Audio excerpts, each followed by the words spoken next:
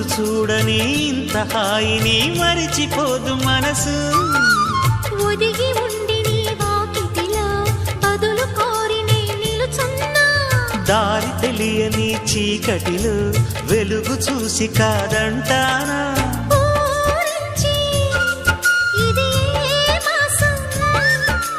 ప్రేమించే ప్రతి గుండెను అందెల సందడి చేసే హేమంతం ఇది. మన సొంతం అయినది. కిలకిల నవ్వే కోయిల కోసం వచ్చింది మధుమాసం. మిలమిల